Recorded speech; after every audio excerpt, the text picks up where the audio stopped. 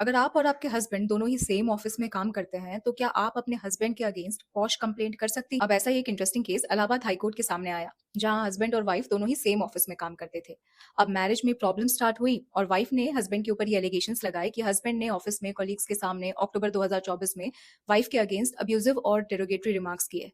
इसी केस में फिर वाइफ ने आगे चल के पॉश एक्ट के अंडर कंप्लेंट फाइल कर दी हस्बैंड के against. Work place sexual harassment को रोकने के लिए पहले विशाखा गाइडलाइंस थी। अब ये गाइडलाइंस आगे चल के कोडिफाइड हो गई एक एक्ट में, जिसे हम पॉश एक्ट के नाम से जानते हैं, जो कि 2013 से है। इस एक्ट के अंडर एक इंटरनल कमेटी होती है जो ऐसे केसेस को इन्वेस्टिगेट करती है। इस केस में इंटरनल कमेटी ने बोला कि कपल के बीच मैरिटल डिस्प्यूट शुरू से ही था।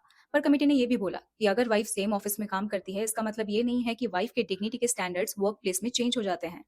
कमिटी ने बोला कि हस्बैंड का जो एलिजेड कंडक्ट है वो पॉश एक्ट के अंडर एक्शनेबल है और हस्बैंड के अगेंस्ट डिसिप्लिनरी प्रोसीडिंग्स होनी चाहिए। अब हस्बैंड हाई कोर्ट पहुंच गए। हस्बैंड का आर्ग्यूमेंट ये था कि ये केस एसेंशियली एक मैट्रिमोनियल केस है। इसमें पॉश एक्ट के प्रोविजंस और क्रिमिनल प्रोविजंस को ऐड करके इसको एक वर्क प्लेस का केस बना दिया गया है, जबकि ये है नहीं।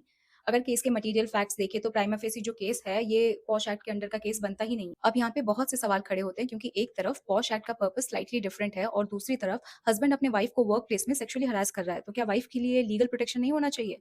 इलाहाबाद हाईकोर्ट भी कंफ्यूज है और हाईकोर्ट ने बोला है कि ये क्वेश्चन को जेन्युइनली एग्जामिन करना पड़ेगा, क्योंकि जो डिस्प्यूट मैरिटल डिस्कॉर्ड से निकला है पर हो रहा है वर्क प्लेस में, ऐसे केसेस को क्या हम पॉश एक्ट के अंडर ड्रैग कर सकते हैं या नहीं?